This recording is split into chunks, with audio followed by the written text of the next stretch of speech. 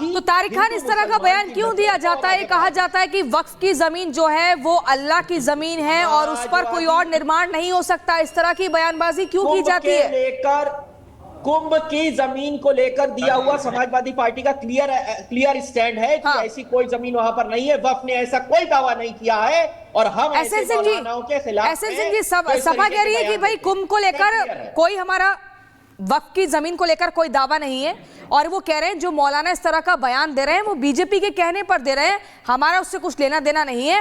वक्फ की जो जमीन होती है उसका बाकायदा एक नंबर होता है और योगी आदित्यनाथ कह रहे हैं कि वक्फ के नाम पर कुछ भूमाफिया जो हैं वो उस तरीके से जमीनों को हड़पने का काम कर रहे हैं, उनका इलाज होगा, सर्जरी की जाएगी।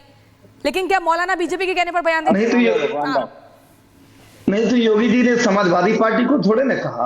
योगी जी तो माफियाओं को कहे और आप देखिए योगी राज्य में तो वैसे भी माफियाओं पे कार्रवाई होती है, चाहे वो भू माफिया हो चाहे वो अपराध करने वाले माफिया हो। माफियाओं को तो ठिकाने लगाया जाता है। और मैं कह रहा हूं कि भैया अल्लाह की संपत्ति अल्लाह वाले अल्लाह को देंगे कि दूसरे की संपत्ति हो जाएगी। तमिलनाडु का पूरा गांव ही अल्लाह का हो जाता है। जो अल्लाह को नहीं मानते, जो अल्लाह को नहीं दिए वो भी हो गया। आप देखेंगे गुजरात में पूरा गांव ही हो जाता है, नगर निगम की जमीन ही हो जाती है। कभी कह देंगे कि वो काशी विश्वविद्यालय ही हमारा है, कभी कहेंगे राष्ट्रपति भवन ही हमारा हो गया, एक दिन कह दिए कि रिपब्लिक भारत ही हमारा हो गया। तो निश्चित तौर पर ऐसे भूमाफियाओं पे तो कार्रवाई होनी चाहिए और समाजवादी पार्टी को नहीं किया गया। लेकिन समाजवादी पार्टी के पेट में दर्द क्यों हो रहा है, क्यों बदल रहा है? समाजवादी पार्टी तो हमेशा कहती है उनका हक है तो आप खूंटा जहां भी गाड़ देंगे वही होगा क्या?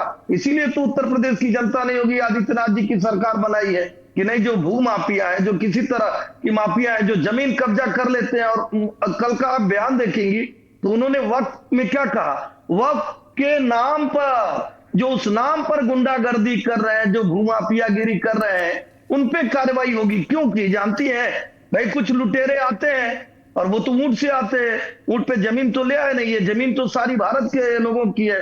मतलब हिंदू मुस्लिम जो भी यहाँ के रहने वाले हैं, जो पुरातन और सनातन वाले तो सब एक ही है ना, उनकी है। लेकिन कुछ ऐसे उग्रवादी आतंकवादी कहते नहीं वो मेरी है। कैसे भैया?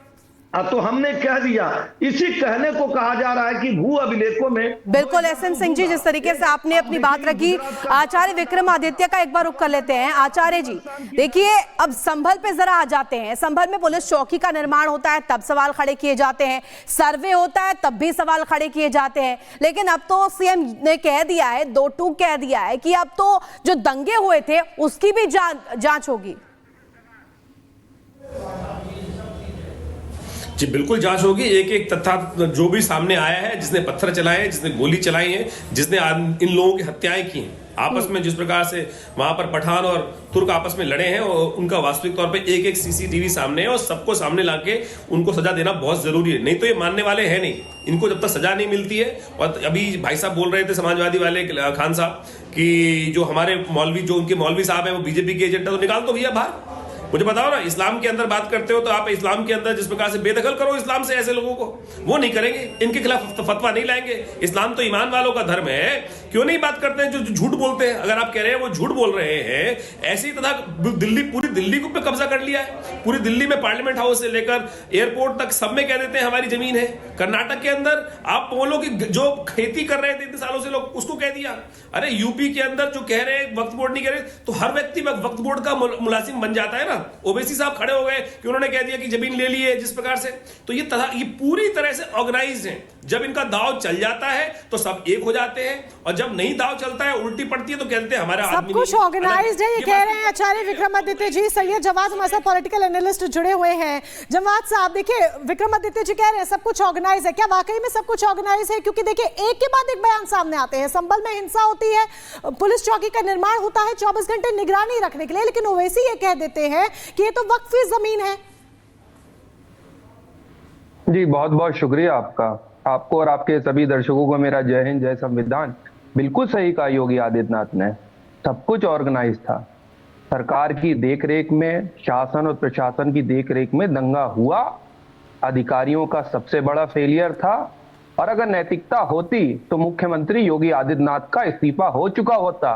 भाजपा में और भी काबिल मुख्यमंत्री के योग्य लोग होंगे, क्योंकि आप बहराइच में दंगा नहीं रोक पाए, आप जो है संभल के अंदर दंगा नहीं रोक पाए और आप ही की देखरेख में हुआ है और नैतिकता के आधार पर इस्तीफा। लेकिन सैयद जवाद, नैतिकता होती नहीं है भारतीय जनता पार्टी। सैयद जवाद, आप अपनी बात को पूरा कीजिएगा जी। करने वाली सरकार है, मुख्यमंत्री जी जब बोलते हैं तो दर्द बढ़ जाता है। एसएन सिंह जी, आप अपनी बात को रखिएगा, लेकिन सैयद जवाद जी आप अपनी बात को पूरा कीजिए। बस मुझे ये बता दीजिए कि संभल में सांसद किसका है, विधायक किसका है, किसकी जिम्मेदारी बनती है? उत्तर प्रदेश में और देश में, उत्तर प्रदेश में सरकार किसकी है, देश में सरकार किसकी है, किसकी जिम्मेदारी बनेगी? तो सांसद और विधायक की कोई जिम्मेदारी नहीं है, भारतीय जनता उनकी जवाबदेही नहीं बनती है, दूसरी सरकारों में कार्रवाई नहीं होती थी। उनको सिर्फ बिजली के बिल शून्य लाने हैं। वो कहते थे यहाँ पुलिस। मैडम आपका उत्तर प्रदेश में ये देखिए चारों बोलने लगे हैं, बोलो बोलो। सब अभी सब चुप रहेंगे, सिर्फ सैयद जवाद जवाब देंगे। कार्रवाई हो रही है। सैयद जी मुझे बस ये बताइए, सांसद और विधायक किसका था और उनकी जिम्मेदारी क्या बनती है? एक एक करके सब चुप हो जाएंगे, सिर्फ सैयद जवाब देंगे। बोलिए सैयद जी। मैडम पूरी तरीके से पूरी जिम्मेदारी अगर बनती है तो उत्तर प्रदेश शासन की बनती है और मुख्यमंत्री का इस्तीफा होना चाहिए था। मैं जिम्मेदारी से इस चीज को कह रहा हूँ, सांसद और विधायक का इस्तीफा नहीं होना चाहिए, लेकिन मैं इस चीज को बड़ी जिम्मेदारी से कह रहा हूँ। दूसरी सबसे बड़ी बात कह रहा हूँ, वक्फ बोर्ड की बात करिए, भू माफिया की बात करूं। हाँ। आपको पता है सरकार के जो विधायक हैं और कितने ऐसे मंत्री हैं, कैबिनेट मंत्री हैं, जिनके ऊपर गंभीर धाराओं में आपराधिक मुकदमे और सदन के अंदर बैठे हुए हैं। क्या कार्रवाई करी भूमाफियाओं के ऊपर? और अभी इन्हीं के एक बड़े सांसद मंत्री का बेटा जीप से कुचलता हुआ चला गया था किसानों को। लिस्ट है आपके पास? उनका एसएन सिंह जी कुछ कहना चाह रहे हैं, उसके बाद तारिक खान मैं आपके पास आऊंगी। एसएन सिंह बताइए, लिस्ट बताइए। और एसएन सिंह जी कह रहे हैं कि तारिक खान कुछ बता पा रहे हैं ना, हमारे ये मौलाना कुछ बता पा रहे हैं। मैं कह रहा हूँ सबसे बड़ा भूमाफिया कौन है, सबसे बड़ा माफिया कौन है? जो भारत में रह के ही भारत माता को डाइन कहे, जो भारत से टुकड़े होंगे इंशाअल्लाह इंशाअल्लाह कहे, जो मदरसे में आतंकवादियों को पनाह दे, जो भारत के खिलाफ आवाज को बुलंद करे, सबसे बड़ा तो गुनाहगार वो है। देखिए एक एक कर बोल लीजिए। मैं एक बात पूछ रहा हूँ, जवाद साहब, जिन आरोपों की आप बात कर रहे हैं, एसएन सिंह साहब बिल्कुल आप बोल रहे हैं यहाँ पर। जवाद साहब एक सवाल मैं आपसे और करूंगी, जिन आरोपों की आप बात कर रहे हैं, जिस तरीके से आप बयानबाजी कर रहे हैं, शफीकुर रहमान बर्क के बारे में क्या कहेंगे? क्योंकि अब संभल फाइल्स खुलने जा रही हैं और संभल फाइल्स खुल रही हैं 1978 की, तो आरोप तो उन पर भी लगे थे कि उस वक्त जो मुसलमान थे उनको उन्होंने मुआवजे बांटे थे। अरे एक और चीज पूछ लीजिए, ओवैसी जी ने खुद कहा था कि हम लोगों के पास कोई रिकॉर्ड नहीं है, रेवेन्यू में कोई रिकॉर्ड नहीं, हमने जबरदस्ती कब्जा किया है। और 94-95 साल की उम्र में उनका इंतकाल हुआ। अरे क्या ये टेप रिकॉर्डर है भाई, ये एसएन सिंह जो है टेप रिकॉर्डर। देखिए एक एक करके बोलेंगे तो सभी को समझ आएगा। बोलने से नंबर नहीं मिलेंगे पार्टी के अंदर, लगातार बोलने से पार्टी के अंदर नंबर नहीं बढ़ेंगे आपके, और ना आप इतने बड़े काबिल हो जाएंगे कि आप सोचेंगे कि छोटा सा रिएक्शन। तारिक खान कुछ कहना चाह रहे थे, हाथ उठाया था। तारिक खान बोलेंगे। तारिक खान बड़ा मुस्कुरा रहे हैं, जरा बताइए क्या कहना चाह रहे हैं? एक बात समझिए, आप कह रही थी बर्क साहब की जिम्मेदारी है, इस्तीफा होना चाहिए। हम बर्क साहब का इस्तीफा दिलाएंगे, आप योगी साहब का इस्तीफा दिलाइए, चलिए दोनों की जिम्मेदारी मान लेते हैं, दोनों प्रतिनिधित्व कर रहे हैं और स्टेट चलाने की जिम्मेदारी तो आपकी है। मेरा एक सवाल है, 5 लोग मरे जिनके पास भारत का आधार कार्ड था, उनको क्या इंटरनेशनल स्पेस की स्टेशन? तारिक खान, लेकिन इस मुद्दे को भी टच करना चाहूंगी। सीएम योगी आदित्यनाथ ने एक और पॉइंट रखा,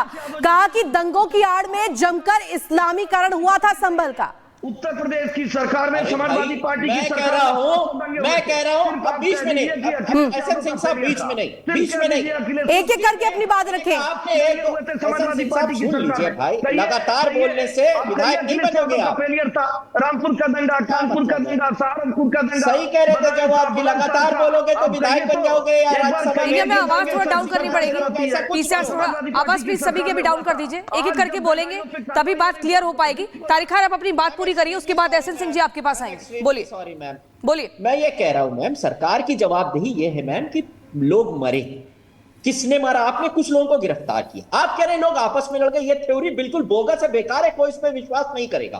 किसी ने तो मारा, किसने मारा? हमारा आरोप यह है कि पुलिस ने लोगों को मारा, हम लगातार ये बात कह रहे हैं, और उन पुलिस वालों को सजा देनी चाहिए। आप उनको किस आधार पर यह आरोप है? आधार बताइए, आधार बताइए किस आधार पे? कैसे मरे लोग? आज तक कितने आंदोलन कितने हुए भारत? तारिक जी, आपने तस्वीरें नहीं देख रही, आप कह रहे हैं कि कैसे मरे लोग, आप ये कह रहे हैं कैसे मरे लोग, आपने तस्वीरें नहीं देखी थी? सीसीटीवी फुटेज सामने आया था, किस तरीके से दंगाई वहां पर गोलियां चला रहे थे, तमंचे लहरा रहे थे।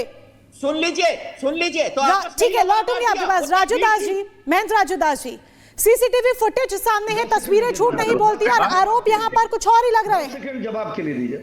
ये समाजवादी पार्टी के इनकी बुद्धि खराब हो गई है। अखिलेश यादव जी के बारे में एक शब्द उन्होंने नहीं कहा, सीधे कह दिया मुख्यमंत्री योगी आदित्यनाथ को इस्तीफा दे देना चाहिए, बीजेपी के द्वारा प्रायोजित था। पूछना चाहता हूं उनसे, संभल में जो हिंसा हुआ उस हिंसा की